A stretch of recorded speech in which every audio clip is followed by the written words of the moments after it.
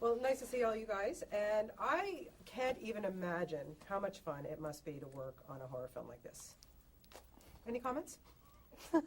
We did have a lot of fun. We had a lot of fun. Funnily enough, though, I think most of the fun I had was just being with you two. Which was on and off set. Well, it's a nice break from running and screaming and Yeah. being intense for 3.5 months. You got to kind of wind down It's afterwards. a helpful bond.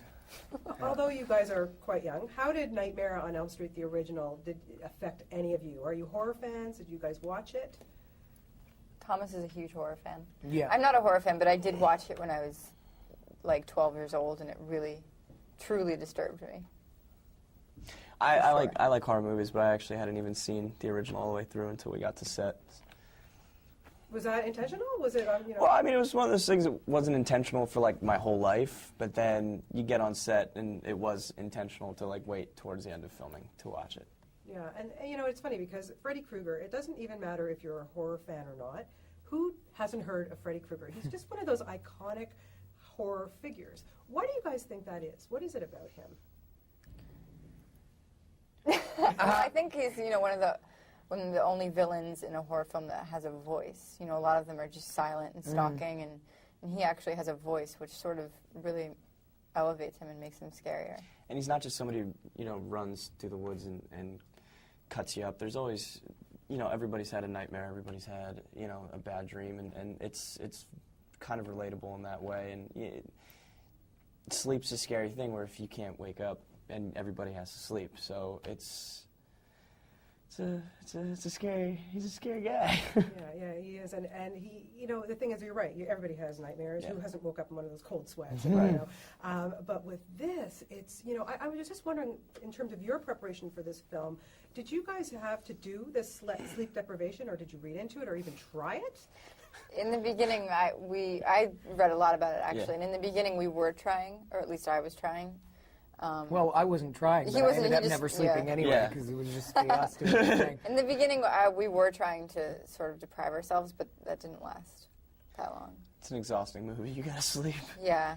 Yeah, tell me about the intensity of working on this film, because although we were joking in the beginning that it's fun to work on, it's got to be pretty intense. You guys, why don't you start? Yeah, I mean, these two had an infinitely larger amount of stunts and things that they went through. I mean, but it was the days that I shot, especially because we were all doing night shoots consistently, were tiring, and particularly I think a lot of the stuff in the boiler room, which probably for all three of us was really rough because it was a real, paint factory, yeah, and it was really hard to work in there, and it was just, I mean, the air was awful, and it was exhausting, and personally I really hated having to run so much because I don't really like moving much. So, Rooney, you go.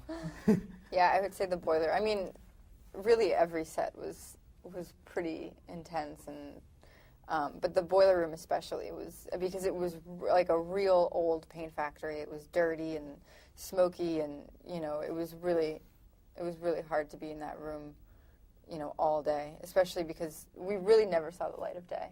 And you guys were put through the ringer. I mean, let's just talk about all the makeup, the blood, and going through all that. I mean, you come out of this big vat of blood. Gross. Yeah, that was gross, and it was freezing. I was literally almost hypothermic that day. I think I fainted at the end of that day. It was heavy too. That blood. My clothes were just like my sweater, was like it sweater down your stretched. ankles. Yeah, it was all the way down to my ankles by the end of the day because it was so full of that heavy blood. Yeah. Now, taking over the role of Freddy Krueger, I mean, that's bold, real bold for somebody to do that. And I think Jackie did a spectacular job in this role, really. Hats off to the guy. Start with you. What was it like the first day that you saw him in makeup? Your reaction to him? It's intense. I mean, he does genuinely look like a real burn victim, so it's not so much fear in the beginning as much as because we've met Jackie and known Jackie that there's kind of a compassion there, because it's like, oh God, Jackie, you look terrible. What happened to you? But then once he throws the glove on and gets going, it's a totally different game. But when you first see him, it's a bit unnerving. It's kind of an intense experience. How about for you, Rooney? Yeah, it was very intense, especially the first time because there was so much anticipation building up to it. I didn't want to see him until I had to be on set with him for the first time. but I kept hearing about it, and he would come in this cloak and to hide from so no one would see his makeup. And I remember when he took off the cloak for the first time, it was really intense. Yeah, and was it hard because he's such a nice person to play opposite somebody and you have to be freaked out by this guy? Yeah.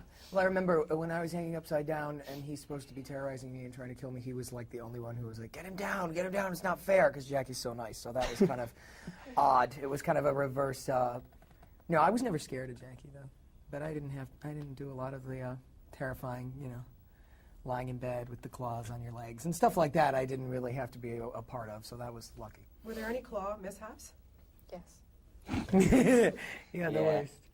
There's a scene where Jackie's supposed to come at me, and the claws are on hinges, and every once in a while they would kind of come off. So when he went to swipe at me, he was supposed to tuck his fingers, but because it came off, it was still straight out, and caught me across my stomach. It wasn't, like, terrible, but those things are sharp. It was enough to cut you and draw a little blood. Yeah, and the two of you in this, because your characters develop so well over the film. You start off very introverted, and then of course you have to, what was your bonding process like on the film? And me and Kyle had actually met before the film. We'd actually screen tested together for a different film twice, so we sort of knew each other before. And all three of us sort of bonded instantly. I mean, literally, like, by the Night second one. day. Yeah, by like night one we were We all... really all, like, we all were sort of kindred spirits. Is this the kind of movie that even if you're not being killed off or you don't need to be on set, you want to be there to watch the kills? Yeah. I think it's also because horror movies are so difficult that it's almost like you want a support system. Yeah. Because you're always so amped up all day and keeping yourself so high-strung that by the end of the day you're exhausted. And every once in a while it's nice when somebody pops in. It's like, oh, thanks for stopping by. Like, and I was in the scene, but it was amazing to watch the whole Chris flying scene. Yeah, there's because cool that was stuff like you definitely see. 3 days, and I just stood there yelling in my boxers. But to see how it was being done was just pretty. And of course too, because that scene is such I remember seeing that scene for the first time when I was like 9 or 10, and being like, and so then being again in that scene was very odd for me. But cool. Yeah, of course, and we know that there's this actor Johnny Depp. I don't know, he was in the original, and look, Oh, forget him. This is the new one. I was going to say, look how far he's come from the old Elm Street days. Kyle, you think about that? Let's not talk about it right now. Kyle's a movie star. Well, it's one of those things that the movie's very different. Not very different, but the characters are different. It's just really hard. Like, it's one of those things, it's like his career's developed so much, and it's this amazing, amazing career that when people are like, so Kyle, you've done a couple movies, you're 23, don't screw this up. Like, it's kind of unnerving. Like, No pressure. Like, the first time I saw, when it came out that I was announced that I got cast, and it was like, Kyle Gallner playing the Johnny Depp role. I was like, oh no, that's terrible. At least it's not as bad as me getting asked all the time, you're the Johnny Depp role, and I have to go, no. No, I mean, that's Kyle. it's awesome, but at the same time, it's intimidating. Like, he's one of my, he's somebody I really look up to, and so it's kind of tough in a good way. I'm sorry. What do you think is the most important ingredient in a horror film? Like, what really freaks people out the most? You start. I would say believability. I mean, I think that and by that I mean in all sort of ideas of the word is that you need to believe the characters, you need to believe what's happening, and you need to believe it in your own life, because if you can't put it into your own situation, then it's not going to scare you, then you're separated from the screen. So I think that a lot of the things that really make a horror film work is a truth and just a sort of a singular voice of aggression or of mood or of all that. And I think that this film really does have that. I think Sam worked really hard on that. Every actor in the movie is good. The writing was very much a collaborative process, which I think really worked and helped. And that's what I think it's going to be scary for people, is because it's new, it's current, and it's real. That is a great answer. Thank you. Yes, I have nothing further to say. You guys were really, really great in this, and congratulations. It's a lot of Say fun. hi to Good. Toronto. Definitely. Say hi yourself. Hi, Toronto. Hey, thanks, guys. I Thank you. appreciate it.